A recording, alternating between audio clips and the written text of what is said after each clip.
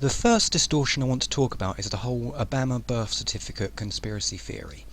Now, like most people, I don't think there's anything serious to this theory, but I've been following it for a long time and MSNBC distorted it. They presented Orly Taitz as the leader of the birther movement, and this just isn't correct. There are no real leaders to this movement, but the highest profile person in this is not Taitz, but attorney Phil Berg.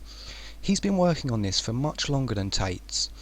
You can hear Taitz confirm this in her interview with the Young Turks, that she came into the birther movement after seeing Berg. So you're sitting at home wherever you are, I don't know if it's, I don't know where your home is, but you think, oh my God, I got to figure out if Obama's a citizen? No, I've seen reports early on before the election that, first of all, I've seen a report from AP from his registration for school in Indonesia. Second, I've seen Bergs case. But why? The reason that MSNBC wants to present Taitz as the leader is because of her looks and her manner. Unfortunately for her, she comes across very poorly, almost a crazy lady type appearance, and this makes it much easier for them to push their agenda of painting the right as a collection of lunatics. Personally, I don't find Berg's arguments any more compelling, but he was an assistant attorney general. He does have a serious prior career in law and is much more eloquent.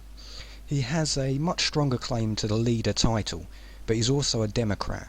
These facts mean he doesn't fit the agenda MSNBC is pushing. The next distortion I want to discuss is the recent healthcare meetings and the people bringing guns to them. MSNBC's treatment of this is also deceptive. They actually went so far as to edit the video so that the viewers could not see that the man carrying the gun was black. This then enabled them to push their racist claims. Another case of distorting the facts to match the agenda. Yesterday, as President Obama addressed the veterans of foreign wars in Phoenix, a man at a pro-healthcare reform rally just outside wore a semi-automatic assault rifle on his shoulder and a pistol on his hip. The Associated Press reports about a dozen people in all at that event were visible carrying firearms. And the reason we're talking about this, a lot of talk here, Dylan, because people feel like, yes, there are Second Amendment rights for sure, but also there are questions about whether this has racial overtones. I mean, here you have...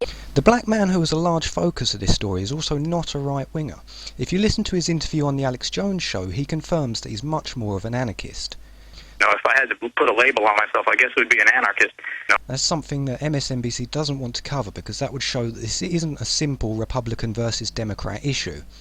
It has much more to do with libertarians like the Ron Paul supporters than the mainline Republicans. We saw this also with the Tea Party story. Again, the fact that much of the movement started with the Ron Paul people was not adequately covered, as it doesn't fit the agenda.